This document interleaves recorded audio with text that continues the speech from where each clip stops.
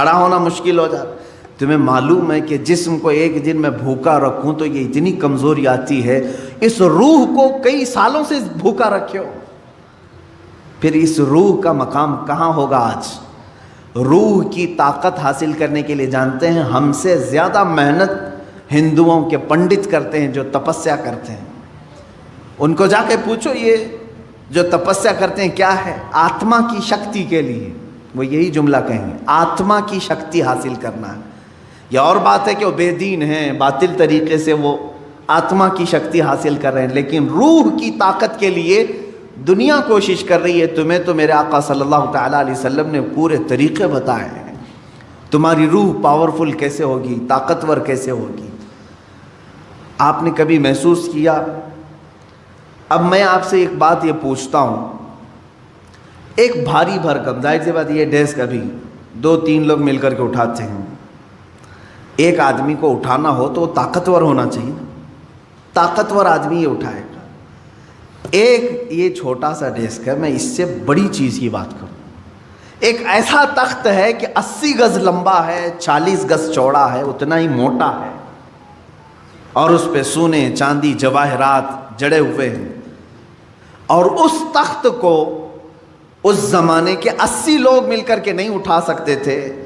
سلیمان علیہ السلام کے زمانے کے ایک امتی نے تنے تنہا ایک ہاتھ سے اٹھایا اور پلک جھپکنے سے پہلے بارگاہ سلیمانی میں پیش بھی کیا. یہ واقعہ کہیں اور کا نہیں, قرآن کا ہے, 19ویں پارے میں موجود ہے. ایک ان کی بات.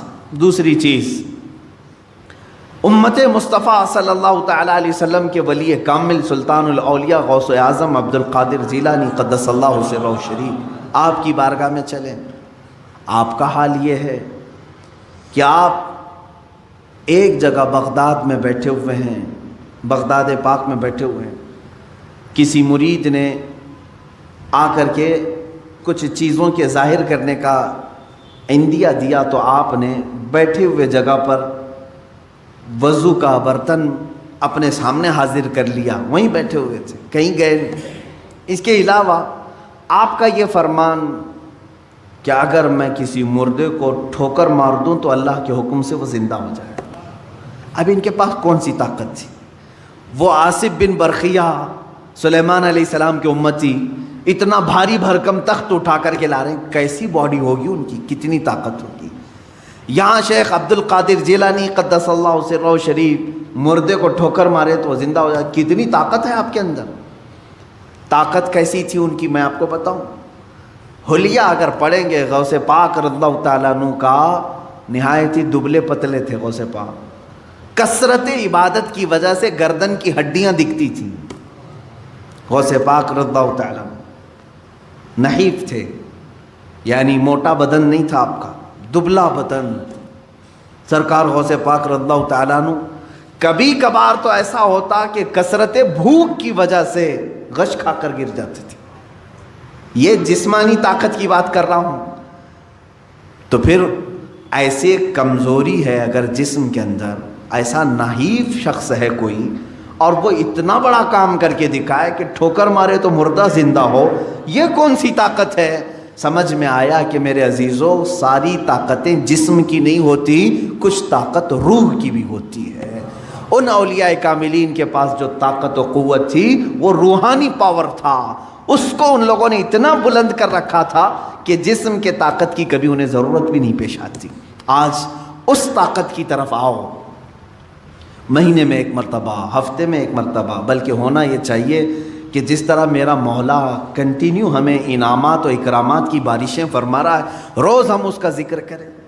ذکر کے الگ الگ طریقے ہیں. ایک تو اجتماعی طور پر ہم یاد کرتے ہیں, ایک ہوتا ہے تنہائی میں بیٹھ کر کے آپ اسے یاد کریں. اللہ تبارک و تعالی ہر ذکر کو قبول کرے گا. رات کے وقت بستر پہ چلے گئے تو بغیر ذکر الہی کے نہ سوئیں. ذکر کا مطلب ضروری نہیں کہ 100 مرتبہ یہ چیز وہ چیز کرنا چاہیے. اللہ رب العزت کو جس حالت میں بھی یاد کرو گے اس کو ذکر الہی کہتے ہیں. ذکر الہی, اس کا اثر کیا ہوگا جانتے ہیں آپ؟ اس کا اثر یہ ہے, اللہ اکبر, آیت میں پڑھتا ہوں, اس کا مطلب آپ کو سمجھ میں آ جائے گا. اللہ نے فرمایا فَاذْكُرُونِي أَذْكُرْكُمْ وَاشْكُرُوا لِي وَلَا تَكْفُرُونَ. تم میرا ذکر کرو میں تمہیں یاد کروں گا، اور تم میرا شکر کرو ناشکری نہ کرو۔ ایک ہی جملے پر توجہ دیں، اللہ نے کیا فرمایا؟ فَاذْكُرُونِي أَذْكُرْكُمْ۔ یہ دوسرے پارے کی آیت ہے، تم میرا ذکر کرو میں تمہیں یاد کروں گا۔ اللہ تو کیسے یاد کرے گا؟ بندوں کو کیسے یاد کرے گا؟ یہ سب سے بڑا پوائنٹ ہے، سب سے بڑا انعام ہے۔ اللہ جس بندے کو یاد رکھ لے پھر اس کا کچھ بھی نہیں ہونے والا ہے۔ اللہ جس بندے کو یاد کرے، کب وہ یاد رکھتا ہے، کب یاد کرتا ہے جانتے ہو؟ جب تم ذکر کرتے کرتے پوری عمر بتا گئے، جوان تھے تب بھی ذکر کرتے تھے، بڑھاپے میں بھی اللہ کا ذکر کرتے، اللہ اللہ اللہ کرتے رہے، لا الہ الا اللہ کرتے رہے، اسے یا حی یا قیوم بیٹھتے اٹھتے پکارتے رہے۔ ایک وقت ایسا آتا ہے کہ جب تم بستر پر چلے گئے اور تمہاری زبان بند ہو گئی، تمہاری زبان بند ہو گئی، اب تمہارے اندر بولنے کی طاقت نہیں، اب اس کے بعد تمہارے دل کو بولنے کا حکم دیتا ہے، یہی اللہ کی یاد ہے۔ جب تم چپ ہو جاؤ گے پھر اللہ تمہیں یاد کرے گا۔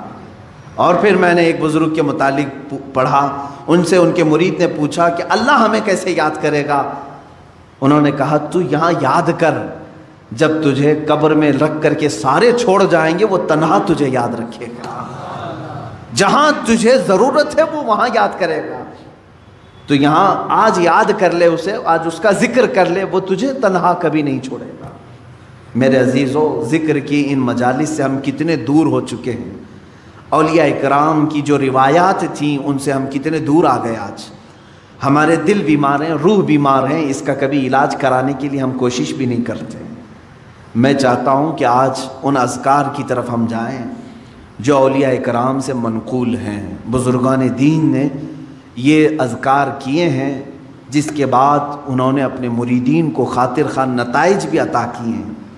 مثال کے طور پر سب سے پہلے ہم ادب سے کھڑے ہوتے ہیں، کھڑے ہونے کے بعد میں آج طریقہ آپ کے سامنے پیش کر رہا ہوں، دائرے میں حلقے میں کھڑے ہوتے ہیں، ایک کا دوسرے سے ہاتھ ملا ہوا ہو۔ اس کی وجہ کیا ہے؟